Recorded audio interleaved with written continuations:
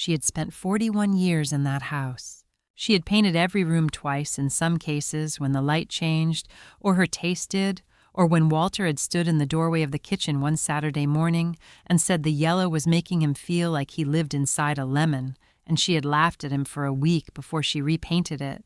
She knew every creak in the floor, and every place where the window stuck in humid weather, and the exact angle of the afternoon light in October, which came through the back bedroom window in a way she had never found anywhere else. She had buried her husband on a Tuesday. By Thursday afternoon there was a sold sign in the yard, and a new lock on the door. Marcus met her on the porch when she came home from Francis's house, came to the edge of the top step, the way a man stands when he has positioned himself in advance and wants the position to say something. He was wearing the dark jacket from the funeral. He had his hands in his pockets. He said Dad's will was clear. We handled it so you wouldn't have to. Evelyn said nothing. She had learned over 41 years that some things only needed to be said once, that the value of a response depended on the quality of what you were responding to. That silence in the right moment carried more than any sentence she could have assembled standing on a porch in the 2 days after burying Walter Marsh. She looked at the sold sign in the yard. She looked at the new lock on the door. She looked at Marcus with the particular steady attention of a woman who has spent a lifetime paying attention and is paying it now. Then she turned and walked back to her car. Walter, it turned out, had already said what needed to be said. In writing, 8 months ago. In a lawyer's office Marcus had never heard of. In a document that had been waiting sealed and patient for exactly this moment. He had not left her alone. He had simply left her to find out that she wasn't. Walter died on a Tuesday morning in the bedroom of the house on Carpenter Street that he and Evelyn had shared for 41 years. It was just past 7. The light was coming in through the east window the way it always came in October low, and particular the kind of light that shows you the dust on surfaces and the grain of old wood and everything exactly as it is. Evelyn had been downstairs making coffee. She had heard nothing.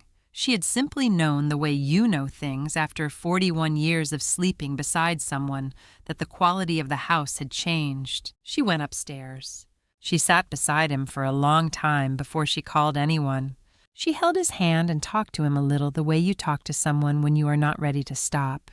She told him about the maple in the backyard, how it had finally turned the deep red. He always waited for the red. That only came in the second week of October when the nights had been cold enough. She told him she wasn't angry. She told him she loved him in the plain way you love someone after 41 years, not like a feeling anymore, but like a fact of the world, like the weight of a house around you, like the particular creak of a stair you have climbed 10,000 times. Then she called Marcus. He arrived by 2 o'clock that afternoon, Sandra an hour behind him. They had driven separately, which Evelyn noted without comment. They embraced her at the door briefly correctly, and then they moved through the house. She noticed it immediately, not in any single gesture, but in the quality of their movement, the way a person moves through a space they are assessing rather than inhabiting. Marcus paused at the doorway of Walter's study. He stood there for a moment, looking at the shelves, the desk, the papers in their neat stacks, and his eyes moved the way eyes move when they are cataloging rather than remembering. Sandra ran her hand along the kitchen counter as she passed it, not affectionately, not absently, but with a slight attentiveness that Evelyn recognized from a different context, from the times she had walked through houses they were considering buying decades ago, feeling for the quality of the surfaces. They said the right things. They said them well. Marcus made phone calls for her, the funeral home, the pastor, 2 neighbors she hadn't thought to contact. He was efficient and organized and genuinely useful, and she accepted the usefulness while maintaining in the part of herself that had always watched more than people gave her credit for a separate account of what she was seeing. She had not stayed married to Walter Marsh for 41 years without learning to watch. In the kitchen after dinner, she sat at the table they had eaten at for 4 decades. Walter's chair was across from her, the one with the slightly worn armrest on the left side, worn down by the habit of 41 years of his elbow. She looked at it and did not move it, and did not look away from it, because she had decided somewhere in the hours since morning that she would not pretend the empty spaces weren't empty. She would look at them directly and let them be what they were. Walter's reading glasses were on the side table by his chair in the sitting room. She had seen them when she came downstairs. He had set them there the evening before he died, the last thing he had done in that room, folding them and placing them on the side table in the precise way he placed everything. Walter had a philosophy about objects. He had stated it so many times over the years that it had become the furniture of her thinking. "I like to know where things are, Evie, everything in its place. Then you're never looking for what matters." She had not touched the glasses. She would not touch them tonight. The second day, Marcus asked about the paperwork. He said it in the morning over coffee, in the tone of a man raising a practical matter that someone needs to raise, and he is doing her the courtesy of raising it himself. He said there's going to be some estate paperwork to deal with. Nothing urgent, but it'll be easier if we get a sense of where things stand early. Dad had a will, I know that much. Do you know where he kept it? Evelyn looked at her coffee cup. She said, "I'll need some time before I think about paperwork, Marcus." He said, of course, no rush." He said it with the smooth reassurance of a man who has learned that no rush sounds better than hurry. She filed it away. The timing 2 days after his father's death, 1 day before the funeral, the casualness, the specific question about the will, not about finances generally, not about what Evelyn needed, but about the will's location. She did not say anything further. She had learned over a long life that the most useful thing you could do with information you didn't yet understand was to keep it and wait. The night before the funeral, she woke at 2 a.m. and lay in the dark, listening to the house. She heard Marcus's voice from the guest room, low, the words indistinct, the tone of a man in a conversation he considered private. She was not trying to hear. She was simply awake in the way you are awake in the days after a loss, when the ordinary unconsciousness of sleep has been replaced by a lighter, more alert state, as if the body understands that things require watching now. One word came through the wall clearly. Title. She lay still and looked at the ceiling and thought about that word and what it meant in the context of a man calling someone from his dead father's house the night before the funeral. She did not get up. She did not go to the door. She simply held the word in the quiet part of her mind where she kept things she was not ready to act on, but was not willing to lose. He wasn't looking at the house the way you look at a home. He was looking at it the way you look at a transaction. Frances called in the morning to confirm the service arrangements, her voice warm and practical, in equal measure the voice of a woman who has been your friend for 30 years and knows how to be useful without being overwhelming. They spoke for 10 minutes about the order of the service and the flowers and which neighbors would be there, and for those 10 minutes Evelyn felt the particular relief of being known by someone who was not calculating anything. Then the call ended and the house was quiet again. She went upstairs and laid out her black dress on the bed. The good one, the one she had worn to 3 funerals in the past decade, and had hoped with the irrational hope of a person who loves someone very much, not to need for a long time yet. The house was quiet around her, but it was the wrong kind of quiet, not the quiet of a place at rest, but the quiet of a place where something was being held in check, the quiet before a door opens. She had lived in enough difficult moments to know the difference. She went to the sitting room doorway and stood for a moment. Walter's reading glasses were on the side table exactly where he had left them, folded, precisely placed, everything in its place. She turned off the lamp and went to bed. She did not yet know what was coming. She did not know about the phone call Marcus would make in the morning, or the document he had been holding for 11 years, or the buyer who had been arranged before Walter was in the ground. She did not know any of it, but she was watching. She had always been watching. And Walter, she would come to understand this later in a lawyer's office on a Thursday afternoon, had been watching too. The service was at 10 o'clock. The morning was cold in the specific way of October mornings that have not yet decided to become winter, but have stopped pretending to be fall, the sky pale and flat, the air with the edge to it, the kind of morning that requires a coat and offers nothing soft in return. The cemetery was small, the kind that has been part of a community long enough to hold 3 generations of its families, and the plot was on the eastern slope, where the ground fell away toward a stand of oak trees that were in their last color. Evelyn stood at the front.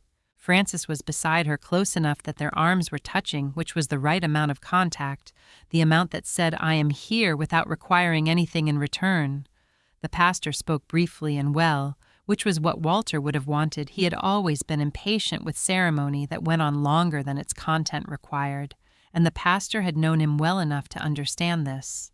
The words were true, and the service was short, and the cold morning held them all in its flat, pale light. Evelyn listened to every word. She did not look away from the grave.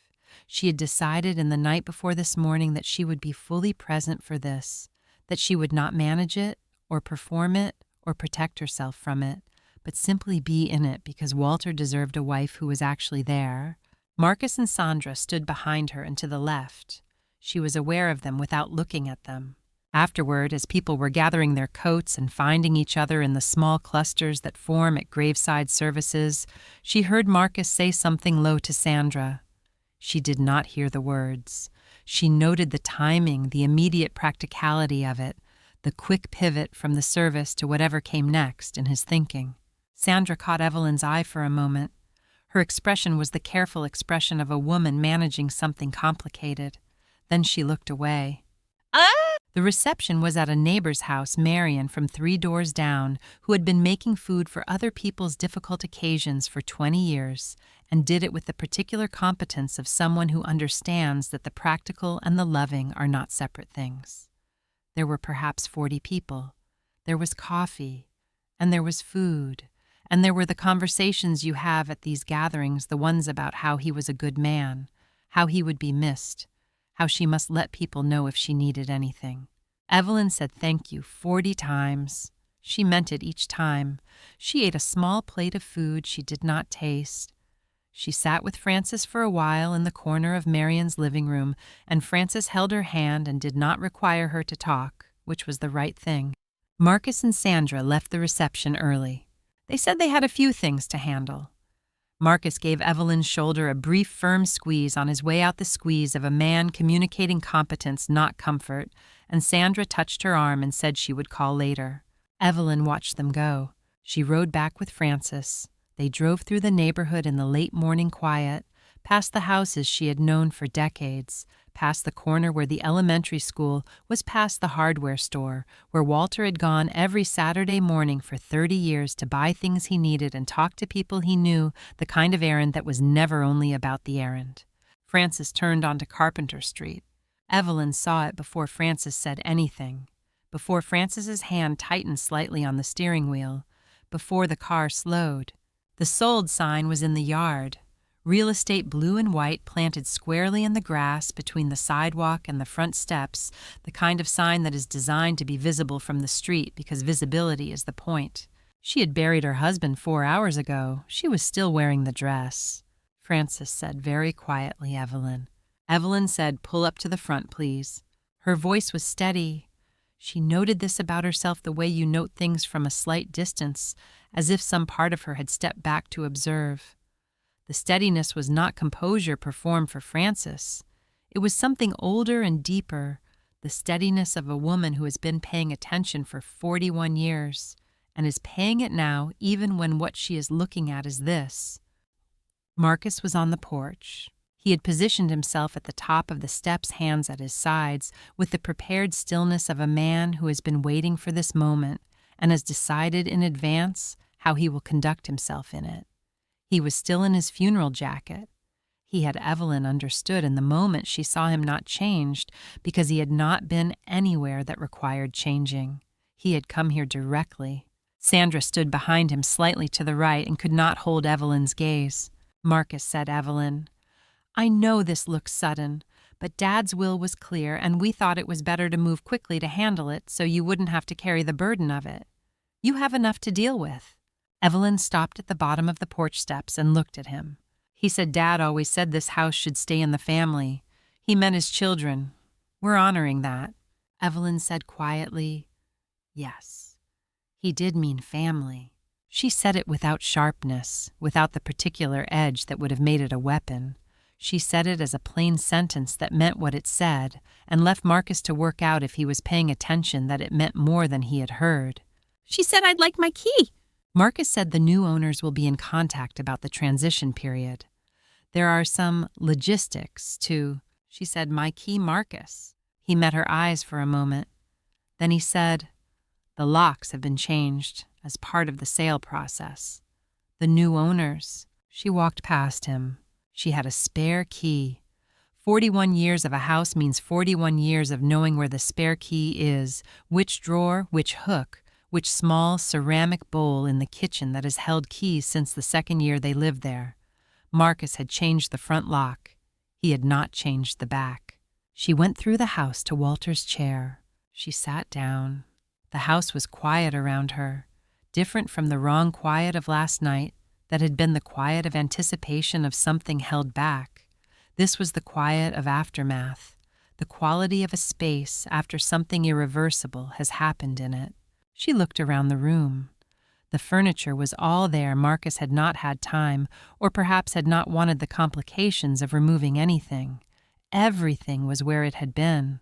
The side table, the lamp, the hallway leading to the kitchen where they had eaten breakfast together for 4 decades. Walter's reading glasses were on the side table, still exactly where he had placed them, folded precisely set at the angle of a man who would reach for them again in the morning. She picked them up. She held them in both hands and felt the familiar weight of them light the way reading glasses are light, but specific in their weight. His. The particular worn smoothness of the nose pieces the slight asymmetry where one arm had been bent back into place after he sat on them in 2019 and she had teased him about it for a week. She did not cry. She sat in Walter's chair and held his reading glasses and looked at the room around her and thought about what he had said once in this room in the evening. This house has 41 years of us in the walls. Evelyn, I know every creak in the floor. I'd know if something was wrong with it. She had not known what he meant when he said it. She had thought it was the sentiment of a man who loved his home. She was beginning to think it was something else. She put the reading glasses in her coat pocket. She would not leave them for anyone.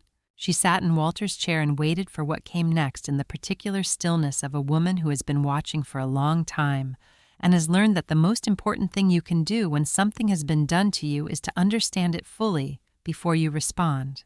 Outside, the sold sign was in the yard. Inside, Walter's chair held the shape of a man who had known something was wrong and had done something about it. She was going to find out what.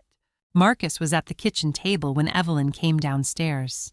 He had made coffee. She could smell it before she reached the bottom of the stairs, the particular smell of someone else making coffee in your kitchen, familiar and slightly wrong at the same time. He had used the right amount of grounds and the right carafe, and had set out one mug, which told her he had thought about whether to set out 2, and had decided on 1, and she noted this the way she noted everything without comment. He had a manila folder on the table in front of him. He said, "Good morning. I thought you should see this now rather than later. Better to have the full picture." Evelyn poured her coffee. She carried it to the table and sat down across from him and set both hands around the mug and looked at the folder. He opened it. The will was 11 years old. She could see the date immediately, the notary seal at the bottom of the second page, the date printed beside it with the finality of official documents. 11 years ago, Walter Marsh had signed a will in the presence of witnesses and a notary, and the will said what Marcus was now explaining it said. He walked her through it with the measured patience of a man who is prepared for this conversation. The house on Carpenter Street to Marcus and Sandra equally, the investment accounts to Marcus and Sandra, the vehicle to Marcus, the joint savings account currently holding approximately $40,000 to Evelyn. He said it was Dad's long-standing intention. He wanted the family assets to stay with his children. He thought about this carefully, Evelyn. This isn't something that was done quickly. Evelyn read the document. She read it the way she read everything that mattered line by line without skipping, letting each sentence say what it said. She was a retired school librarian. She had spent 30 years teaching other people how to read documents carefully, how not to be intimidated by formal language, how to find the sentence that mattered and understand exactly what it said. She found the sentence that mattered. She understood what it said. She said, "When exactly was this signed, Marcus?" He said, "Years ago, before things got complicated." She said, "Before what got complicated?" He met her eyes briefly. He said Dad had a lot on his mind in later years. This reflects his thinking when he was clear about what he wanted. She looked at him for a moment. She did not say what she was thinking, which was that Walter had been clear about what he wanted every day of their 41 years together, and that his clarity had not diminished in later years, but sharpened the way some people sharpen as they age, burning down to what was essential. She said nothing. Sandra, who had been standing near the counter in the particular posture of a woman who wishes she were somewhere else, but has decided that leaving would be worse than staying, said, "You're welcome to the guest room, Evelyn, for as long as you need. We want you to be comfortable during the transition." Evelyn looked at her. Sandra's eyes were soft with the specific softness of pity that believes itself to be kindness, and Evelyn understood that Sandra was not cruel. She was uncomfortable, which was its own kind of damage, the kind that goes along with things, because going along is easier than the alternative. Evelyn said, "Thank you, Sandra." Marcus closed the folder and left it on the table. He said there were logistics to discuss a 30-day period, the practicalities of the transition, some paperwork he would need her to review. He said it with the efficient warmth of a man who has completed the difficult part and is now moving to the administrative part. He left the folder on the table when he stood up. She left it there, too. And she went to Walter's study after they had gone out Marcus to make calls, Sandra to the kitchen, both of them finding reasons to be elsewhere, which was the most useful thing they could have done. The study was Walter's room in the specific way that certain rooms belong to certain people, not because others weren't welcome, but because the room had taken on the shape of the person who used it most. The desk against the window, the shelves of reference books and history, and the occasional novel he had decided was worth keeping, the small lamp with the green glass shade that he had owned since before they were married, and that she had tried to replace twice over the years, and he had declined because it gave the right light and he knew where it was. She stood in the room for a moment. Then she went to the desk. She was not looking for anything specific. She was simply doing what Walter had taught her to do in the presence of important things, paying attention completely without deciding in advance what she expected to find. She opened the center drawer pens, a small notepad, a letter opener, the ordinary equipment of a desk used regularly. The left drawer files organized in Walter's specific way, with handwritten tabs. The right drawer, more. Files, a stapler, a box of rubber bands. She closed the right drawer and then opened it again. Something in the weight of it was slightly different from what she expected. Not much, barely perceptible. The drawer moved with a fractional resistance at the back that the other drawers didn't have. She pulled it all the way out. She ran her hand along the underside of the drawer above the wooden lip where the drawer slid beneath it. Her fingers found the edge of something. She pressed along it. Tape, carefully applied flat against the wood, holding something in place. She worked it loose gently. 2 items came away together. A business card, white, the printing clean and professional. Gerald Chen, attorney at law, an address in the city, a phone number, an email. A firm she had never heard of.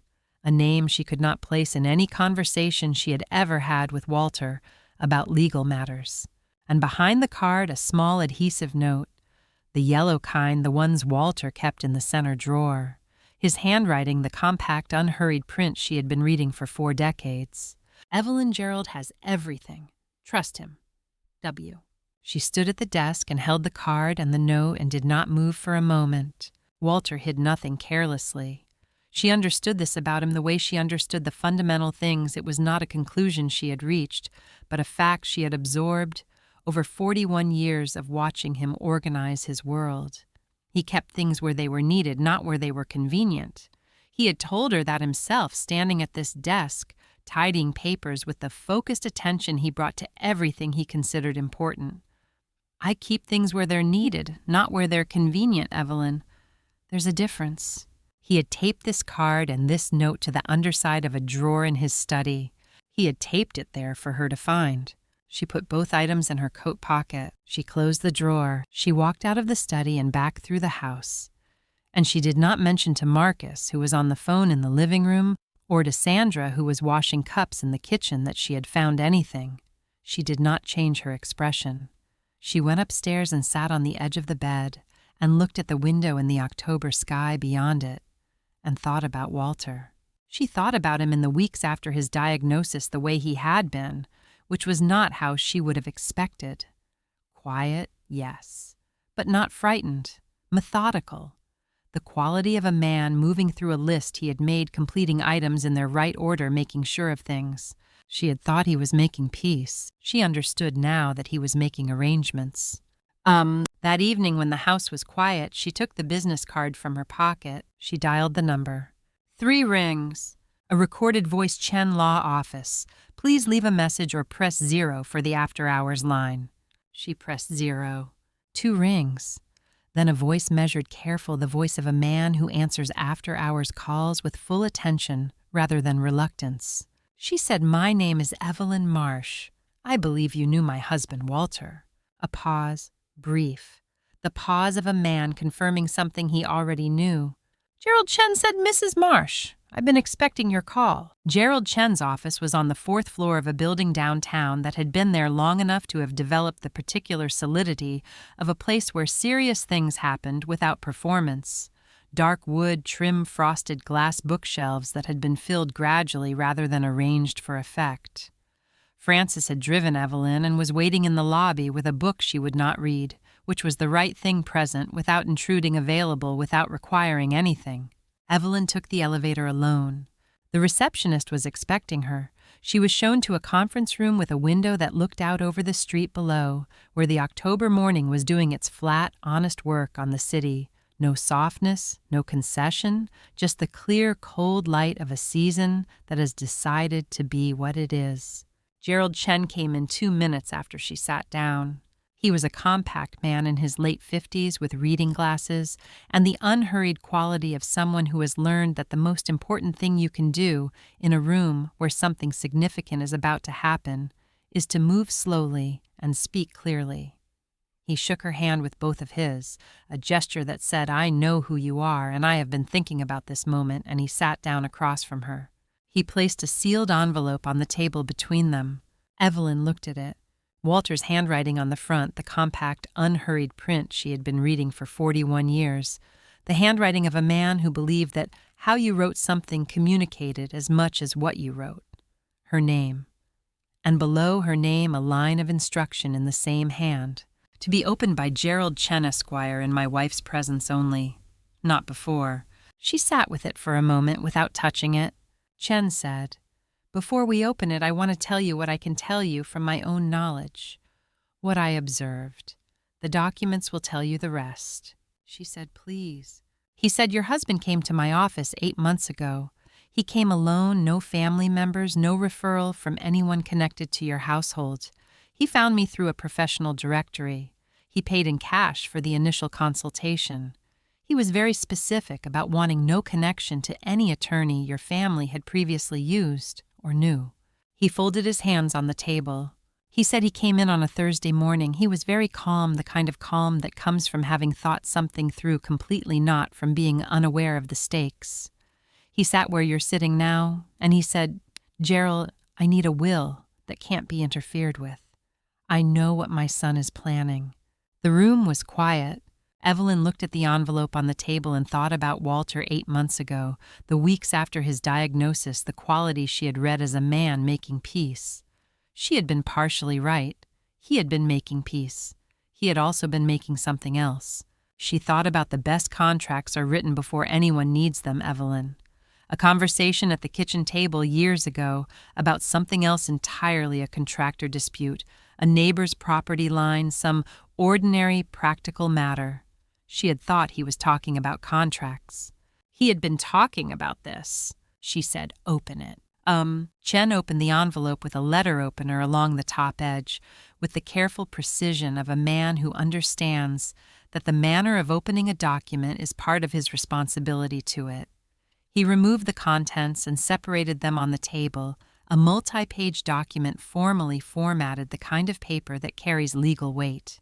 And beneath it a single folded page, handwritten, her name on the outside. He set the handwritten page aside for the moment. He picked up the formal document and read the opening section silently, his glasses on his posture still. She watched his face the way she had watched Marcus's face at the kitchen table, looking for the shift, the fractional change that tells you what the surface is managing. He set the document down. He looked at her. He said, "Your husband prepared a second will, Mrs. Marsh, signed 8 months ago, witnessed and notarized on the same day in this office. It contains an explicit supersession clause, language stating that this instrument supersedes and replaces all prior wills and testamentary documents. The first will Marcus presented you has no legal standing." Evelyn said nothing.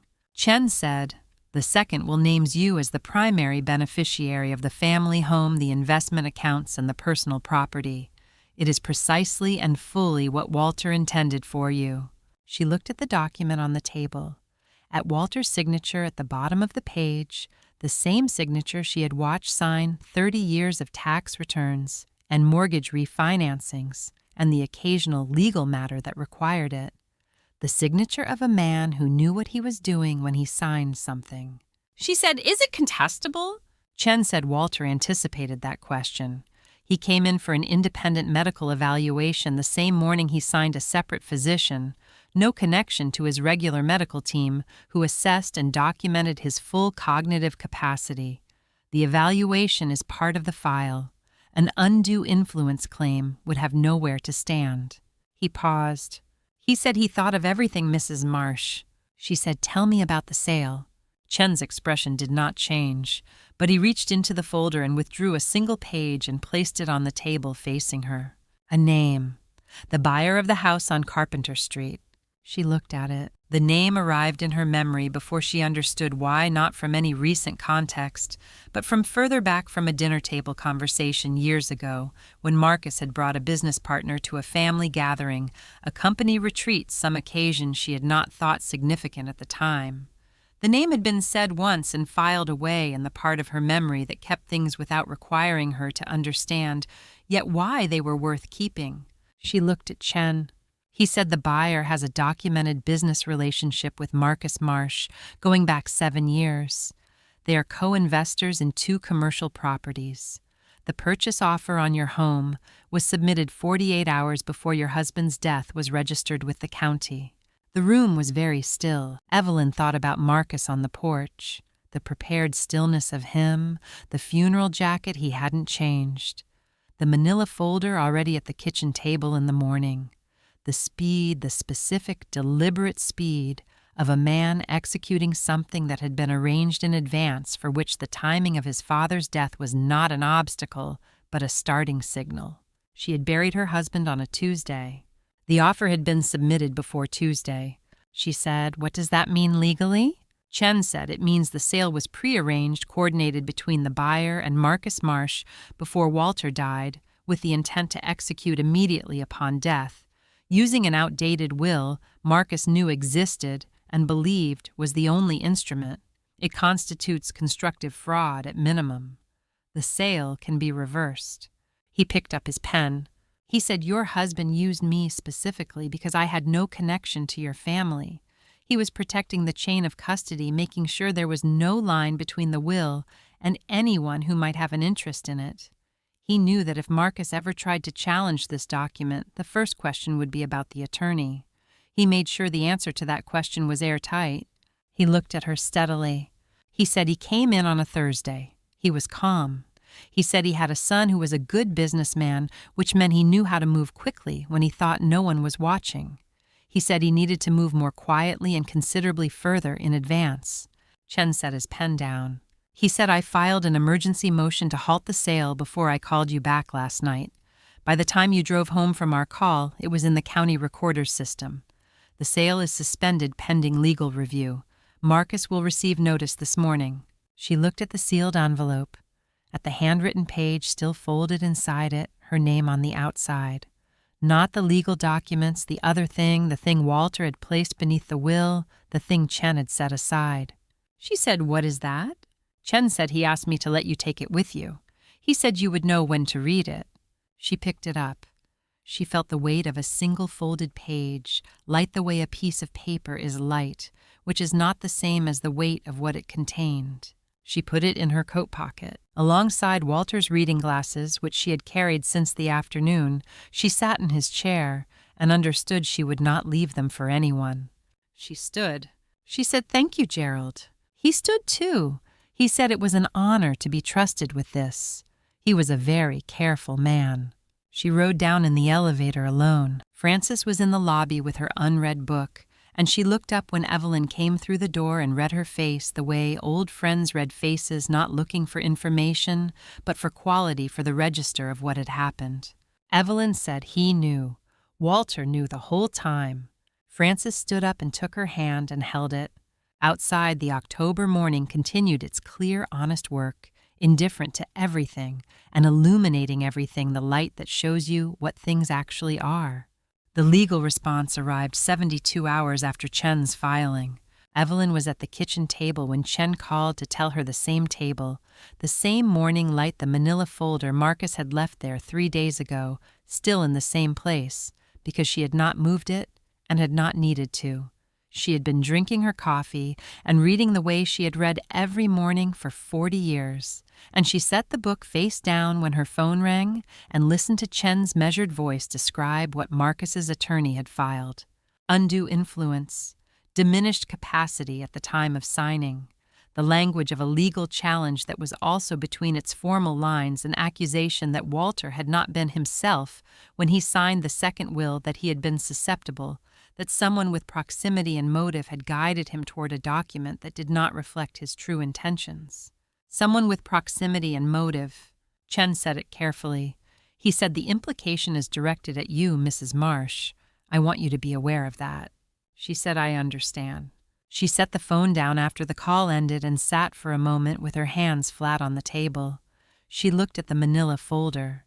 She looked at the morning light on the kitchen floor, which came through the east window at the angle it had come through for 41 years, showing her the grain of the old hardwood and the particular wear pattern near the stove, where 2 people had stood making meals for 4 decades. She was not afraid. She recognized this about herself the way she had been recognizing things throughout this week from a slight distance, with the specific attention of a woman who has stopped performing her reactions and is simply having them. What she felt was not fear. It was something colder and more focused, the feeling of a shape becoming clear. Walter had told her once, sitting in this kitchen watching her work through a problem she had brought home from the library, a personnel matter, a colleague acting in bad faith. He had said, "The thing about people who plan against you, Evelyn, is that they always plan for the version of you they've decided exists, not the real one. That's their first mistake." She had thought about that conversation many times since Tuesday. She was thinking about it now. She drove to Chen's office that afternoon. He had the file open on his desk when she arrived, the full file organized with the thoroughness of a man who had been holding this material carefully for 8 months and was now ready to use it. He walked her through Marcus's challenge with the same measured delivery he brought to everything, neither minimizing it nor amplifying it, simply laying out what it said and what it required in response. Then he reached into the file and withdrew a document she had not seen before. He said, "When your husband came to this office 8 months ago, he did not come directly from home. He came from a medical appointment." He placed the document on the desk facing her. It was a physician's evaluation formal letterhead, the physician's name and credentials at the top, dated the same day as the will signing. The language was specific and thorough, the kind of documentation produced by a physician who has been asked to assess something precisely and understands that precision is the point. Evelyn read the relevant line at the center of the page. Patient presents as fully competent. No cognitive impairment identified. Decision-making capacity intact. Patient demonstrates clear understanding of the nature and consequences of the decisions under consideration. She looked up at Chen. He said Walter scheduled this evaluation 1 week after his diagnosis. He did not wait to see how the illness would develop or what it might be claimed to have affected. He had the evaluation done at the earliest possible moment while the documentation would be most unambiguous, and he brought the physician's report with him when he came here to sign. He paused. He said he wasn't reacting to the illness, Mrs. Marsh. He was preparing for what the illness would eventually be used to claim. She sat with that. Walter, in the week after his diagnosis, in the weeks she had understood as a man settling into his situation, a man becoming acquainted with what was coming. He had been doing that. He had also been scheduling appointments with independent physicians and attorneys he had found without referral, paying in cash, building documentation that could not be connected to anyone with an interest in the outcome. I've watched Marcus for 30 years, Evelyn. I know how he thinks. I needed to think 3 moves further. So I did. He had said it once she could place it now, an evening years ago, when she had asked him directly after some family difficulty. She could no longer precisely recall whether he trusted his son.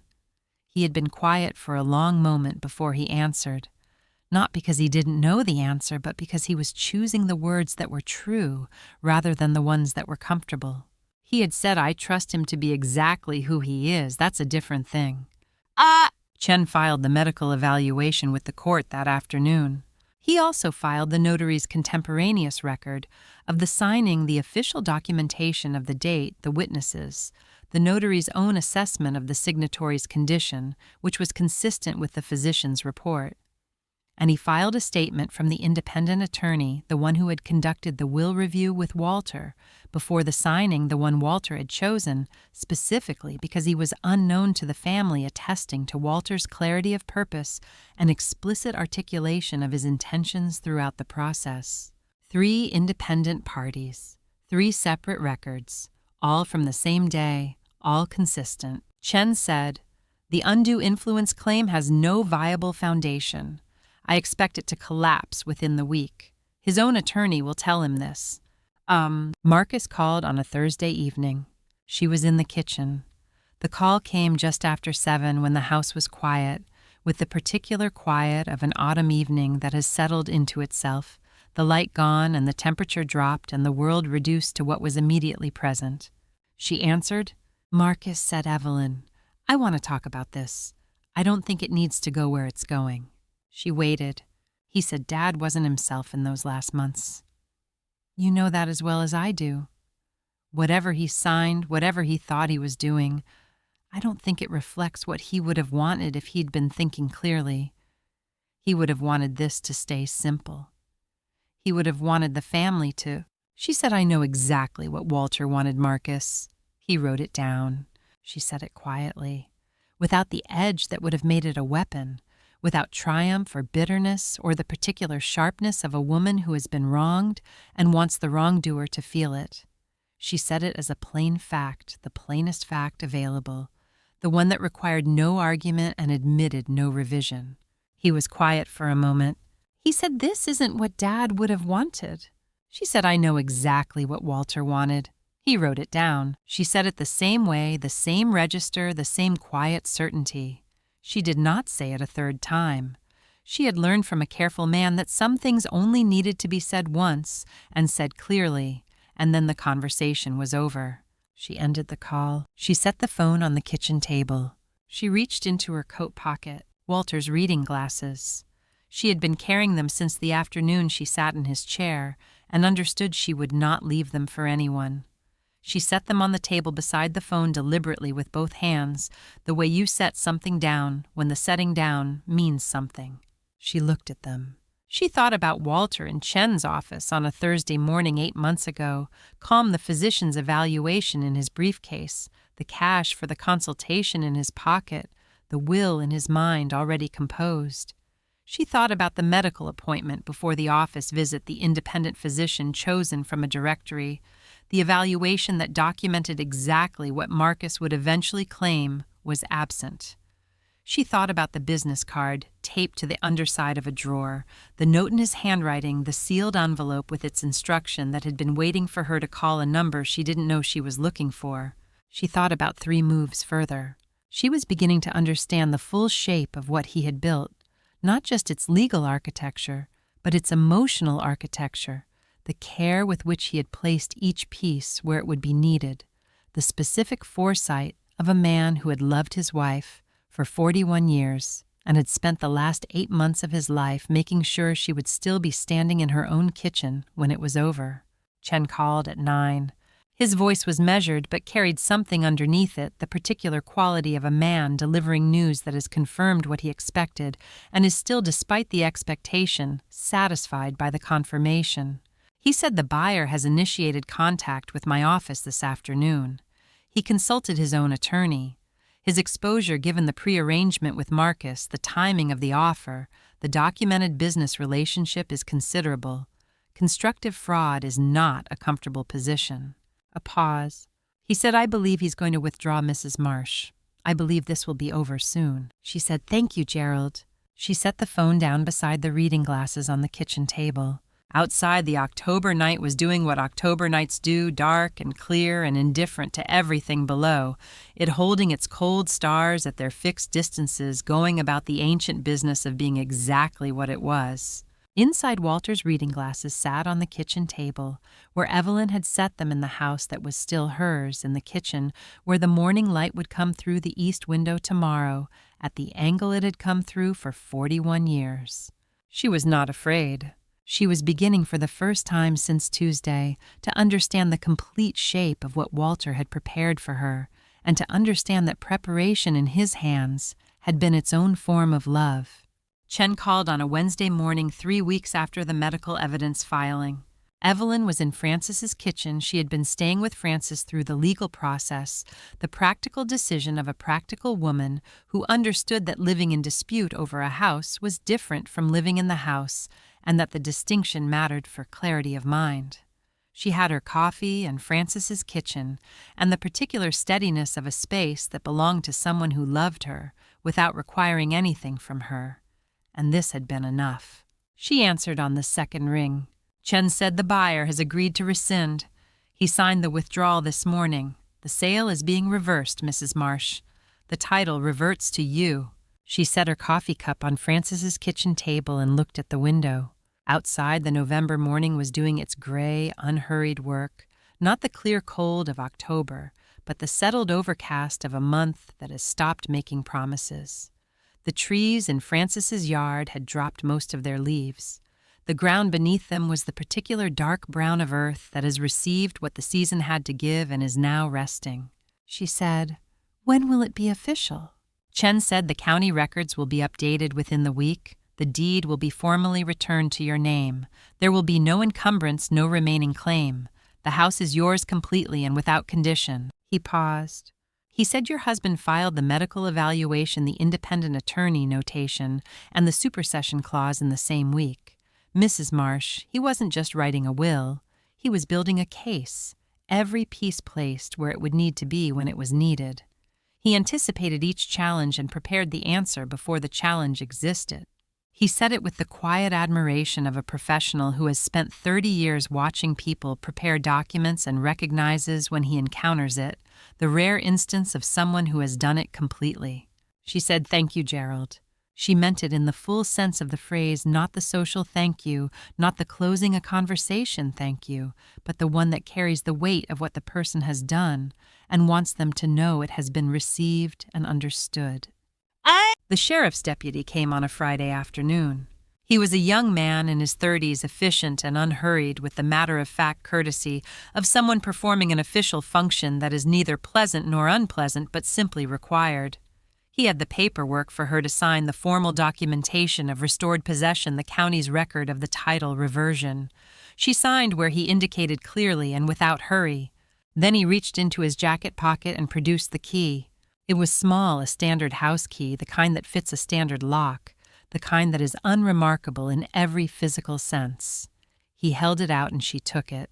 She held it in both hands for a moment, not performing the gesture, simply receiving it. The weight of it was negligible, the way keys are always negligible in weight, which is not the same as being without weight. She held it and thought about the new lock Marcus had installed in the hours after the funeral and about the back door she had gone through instead, and about the years of this key on her keyring before any of this had happened. The ordinary years of coming and going from a house that had been hers so completely, she had never needed to think about it. She put the key in her coat pocket. The deputy nodded once and returned to his car, and Evelyn stood at Francis's door and watched him drive away, and then went back inside to tell Francis it was done. Marcus sent nothing. Sandra sent a text one line the morning the title reversion was recorded. "I'm sorry, Evelyn. I should have said something sooner." Evelyn read it. She set the phone down. She did not respond.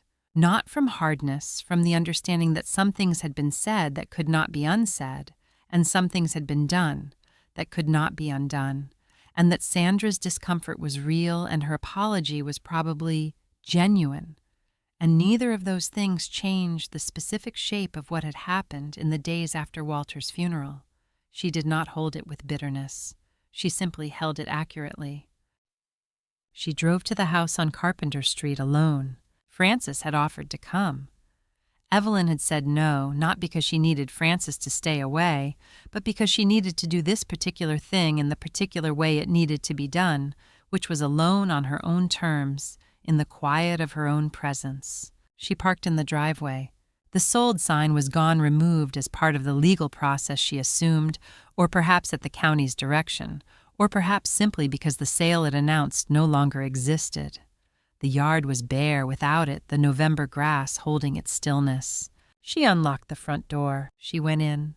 She walked through each room slowly, not quickly, not efficiently, not with any purpose other than presence. The living room first, the furniture in its place, the bookshelves undisturbed, the lamp with the green glass shade that Walter had owned since before they were married, still on the side table where it had always been. The kitchen, the east window, the morning light that would come through it tomorrow, at the angle it had come through for 41 years. Walter's study, the desk, the shelves, the drawer she had pulled out, and whose contents she had carried in her coat pocket to a conference room downtown, and then to Francis's spare room, and then to every morning since. She touched the doorframe of each room as she passed through it, not consciously, not as ceremony, just her hand finding the wood the way hands find things they know. She came to the sitting room last. Walter's chair, the side table beside it. She stopped in the doorway. His reading glasses were exactly where he had left them, folded precisely set at their particular angle on the side table, beside the lamp in the place where a man had set them on the last evening of his life, with the unconscious certainty of someone who expects to reach for them in the morning. No one had touched them. She crossed the room. She picked them up. She held them for a moment in both hands, the familiar weight, the worn nose pieces, the slight asymmetry from the time he sat on them in 2019 and she had teased him for a week. She held them and thought about Walter, about 41 years of a man who knew where things were and kept them where they were needed, who had written a note on a Post-it and taped it to the underside of a drawer, who had gone to a physician and an attorney on the same Thursday morning 8 months before he died and built something that could not be moved. A house isn't the walls, Evelyn. It's the decision to stay in them. I want you to be able to stay. He had said that once years ago in a conversation she could not now fully reconstruct. She remembered the quality of the evening, the lamp on the rain against the window, the particular feeling of being told something important by someone who rarely said important things without meaning to say them precisely. She had understood it as sentiment, as the love of a man for his home. She understood it now as a plan that had been in motion for a very long time. She set the reading glasses back on the side table, in their place, exactly where he had left them. She sat down in Walter's chair. The house was around her, its 41 years of mornings and evenings, its particular creaks and its east window light, its kitchen where they had made meals, and its hallway where they had passed each other in the unremarkable way of people who live together and have stopped noticing the unremarkable things, which is its own form of intimacy. The house was hers. It had always been hers. Walter had understood this before the law confirmed it, had worked to make the law confirm it while he still could, had built the confirmation layer by layer with the careful thoroughness of a man who did not plan for the version of the future he hoped for, but for the one he could see clearly. She sat in his chair and breathed in the house. She had not yet opened the handwritten letter from the sealed envelope, the single folded page Chen had set aside her name, on the outside the thing Walter had placed beneath the will, and asked Chen to let her take with her. She had been carrying it in her coat pocket since the day in Chen's office, alongside the reading glasses, the two of them together in the dark of the pocket, like things that belonged near each other. She was not ready yet, but she was in the house, her house, the house Walter had made sure she could stay in. She would be ready soon. Chen had one more item. She had come back to his office that evening to collect the original documents, the second will, the deed, the medical evaluation, the affidavit of independent registration, the complete file of what Walter had built, and what the past 3 weeks had confirmed. Chen had them organized in a folder tabbed and labeled with the meticulous care he brought to everything, and he went through each item with her, so she understood what she held and what it meant going forward. Then he reached into his desk drawer. He said there was one more item inside the sealed envelope. I held it separately as he instructed. He was specific. He wanted it kept apart from the legal documents and given to you when the legal process was concluded, not before. He placed it on the desk. A single folded page cream-colored her name on the outside in Walter's handwriting. The same compact, unhurried print she had been reading for 41 years, the same hand that had written the post-it note taped to the underside of the drawer, the same hand that had signed the second will on a Thursday morning 8 months ago in this same office. He said, "It's personal, I haven't read it." She picked it up. She said, "Thank you, Gerald, for all of it." He said he made it straightforward. He had thought through every complication in advance. My job was simply to hold things carefully until they were needed. She put the letter in her coat pocket beside the reading glasses and the house key, and she drove home. She read it at the kitchen table that night. The lamp was on. The house was quiet around her in the way it had been quiet on good evenings for 41 years. Not empty, not waiting, just the particular settled quiet of a home that knows what it is. She had made 1 cup of tea, and she set it to the side, because she did not want anything in her hands while she read. She unfolded the page, Walter's handwriting filling both sides, not hurried, deliberate the way he wrote when he was saying something he had thought about carefully and wanted to say precisely. She could see him at his desk in the late evening, the lamp on, composing this the way he composed everything important, not in a single sitting but across several, reading it back to himself, finding the sentence that said what he meant. He had always written things down. Not for himself, he had told her that once late at the desk when she had found him still working after midnight. She had asked what he was writing. He had said, "I write things down for the person who comes after me, Evelyn. Writing is for whoever needs it next." She had thought he was talking about work. He had been talking about this. The letter said, "Evelyn, I have been watching Marcus for a long time. Not with suspicion, with the specific attention of a man who knows his son well enough to know what his son is capable of when he believes the stakes are high enough. I don't say this in anger. I say it because it is true, and I have spent my life preferring what is true to what is comfortable. I noticed the questions in these last years, the interest in the property records, the conversations that circled back always to what things were worth. I noticed and I thought about what it meant, and I decided that noticing was not enough. When the diagnosis came, I was not surprised that it came. I was surprised that I felt calm. But I think the calm was because I had been preparing, without knowing I was preparing. I had been watching and filing away what I watched. And somewhere in that long, quiet accumulation, I had already decided what I needed to do. The diagnosis just told me when. I went to Gerald Chen because I knew him from early in my career before Marcus was old enough to know anyone connected to my work. A clean chain, no shared history. I paid in cash because I wanted no paper trail between Gerald and anyone who might eventually ask questions about him. I know what Marcus will try. He will say I was not myself. He will say the illness made me susceptible. So I went to a physician the same morning, a physician he had never heard of, who would examine me and write down what was true, which was that I was exactly myself, and I knew precisely what I was doing. I couldn't protect you from their words, Evelyn, but I could protect you from their paperwork. So I did. The house is yours. It has always been yours, in the sense that matters. We built it together, we filled it together, we made it what it is together. I just needed the county recorder to agree. One more thing. Leave the reading glasses where they are for a while. It helps when you miss someone to know where to look. I learned that from you watching you hold on to things carefully. You taught me that some objects carry more than their weight, and that this is not sentimental, it is accurate. I was not afraid of dying, Evelyn. I was only afraid you would feel alone in a house full of people who had decided it wasn't yours anymore. I hope this helps with that. With all my love, as I have had it, which has been considerable, Walter. She read it twice. Then she set it on the table and looked at the kitchen around her, at the east window, and the dark yard beyond it, and the place at the counter where two people had stood making meals for 4 decades, and the table where they had eaten them. She looked at all of it with the full attention of a woman who has just been told by the person who knew her best exactly what she needed to hear. She looked toward the sitting room. The reading glasses were on the side table exactly where she had set them back that afternoon, in their place where Walter had told her to leave them. She could see them from the kitchen table. Small folded the lamp beside them, making its small, warm circle.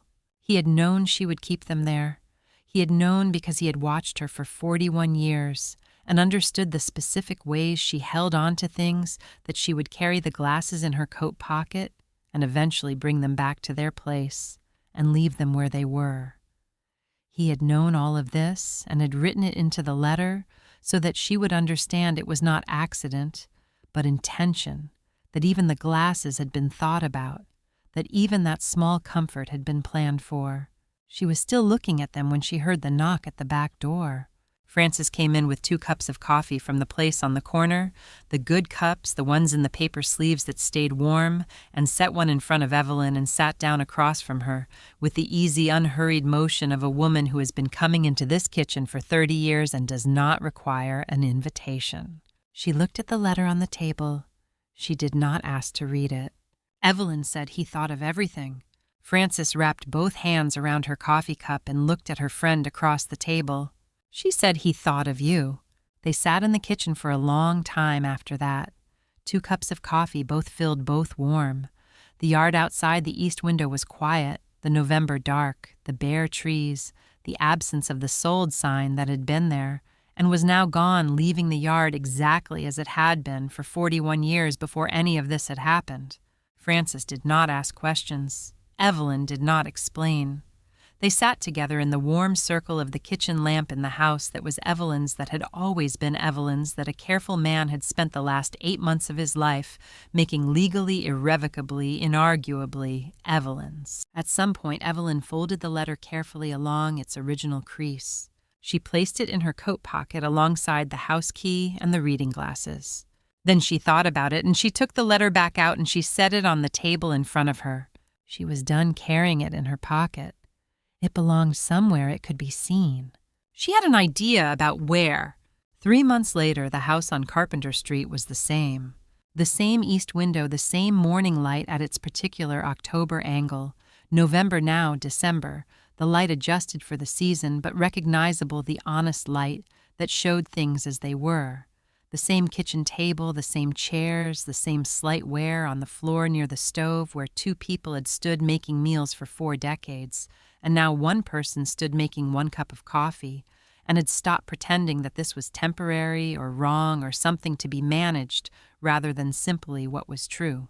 Evelyn sat at the kitchen table with her coffee and her book in the morning quiet, and she understood with the specific clarity of a woman who has been paying attention, all right. Not recovered, she did not think in those terms, had never believed that grief was a condition you recovered from so much as a country you learned to live in, that eventually grew familiar enough to navigate without constant reference to a map. She was not recovered. She was present, which was different and sufficient. The cup was 1 cup. She had stopped setting out 2. The framed documents were beside the front door. She had done it herself the week after Walter's letter, measured the wall, found the right frames, arranged them in the order that made sense to her. The deed on the left, the second will in the center, and Walter's letter on the right. 3 panels side by side in the matching frames with clean white matting that let the documents speak without interference. Every person who came through her front door passed them. She passed them every morning on the way out and every evening on the way in. And she had found over 3 months that seeing them daily had changed their quality. In her mind, they had moved from evidence to presence, from proof of something contested to simply what was true, the way things become, simply what is true when you live with them long enough. The deed was hers. The will was Walter's. The letter was both of theirs. Walter's reading glasses were on the side table. She had not moved them. She had decided after reading his letter that she would not move them, that this was not avoidance or sentiment, but a specific act of attention, of doing what he had asked. He had told her to leave them where they were. He had told her it helped when you missed someone to know where to look. He had been right. She knew where to look. She looked when she needed to, and sometimes when she didn't need to but wanted to, and the glasses were always there, folded, precisely placed in the spot where his hand had set them on the last evening of his life, with the unconscious certainty of a man who expects to reach for them in the morning. She had stopped thinking of them as a thing he had left behind. She thought of them now as a thing he had placed deliberately for her, a reference point, something to tell her where she was. Frances came on Sunday mornings. She had been coming for 3 months, not every Sunday, but most of them with the easy rhythm of a friendship that has found its current and moves in it without requiring navigation. She brought nothing, usually or occasionally something small, from the bakery on the corner, and they sat at the kitchen table and drank coffee and talked about the ordinary things, the neighbor's new fence, a book. One of them had read the particular quality of the light that morning, the news, the unremarkable accumulation of a life resuming its own pace. They did not talk about Marcus. Evelyn did not think about Marcus, not in the constant way of the weeks after, not with anger, not with the focused attention of someone tracking a threat. She thought about him occasionally, the way you think about weather that is past, registering.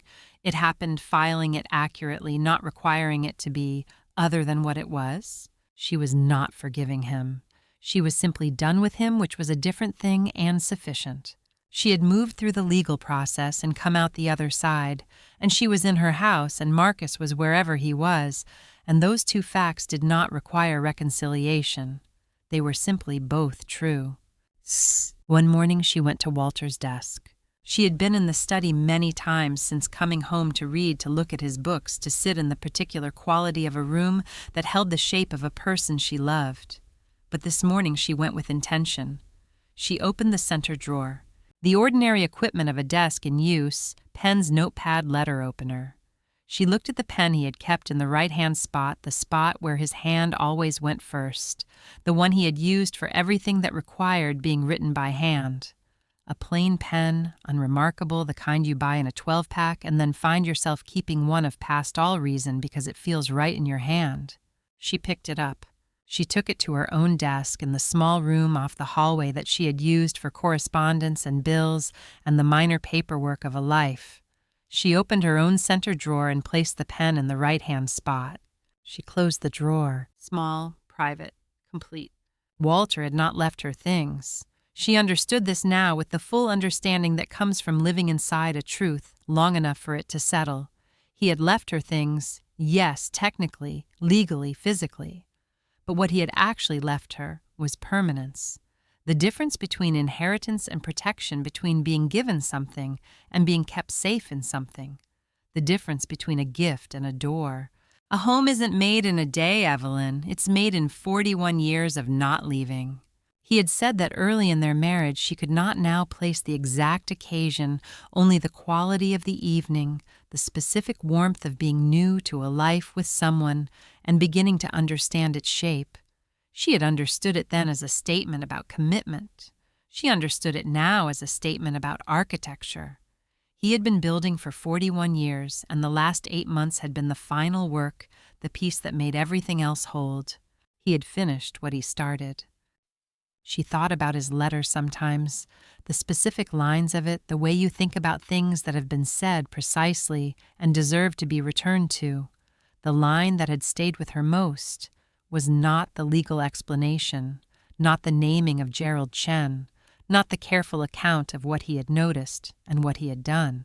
It was the line about the door. I want you to have a door that is only yours, Evelyn. I've been working on that for a long time. She stood at her front door on a Sunday morning in February, Frances's car pulling into the driveway, the winter light on the yard that was ordinary and hers. She looked at the framed documents beside the door, deed will letter, and at the house around her, and through the doorway at the sitting room where the reading glasses were on the side table in their place. The lamp was on, the coffee was warm. She opened the door. Frances came up the walk with her coat collar turned against the February cold, and her particular expression of a woman arriving somewhere she is always welcome, and Evelyn stepped back to let her in, and the house received them both the way it had received 41 years of mornings without ceremony, without announcement, simply by being what it was. Hers, always hers. Walter had made sure of it, and the making had been from the first move to the last entirely love.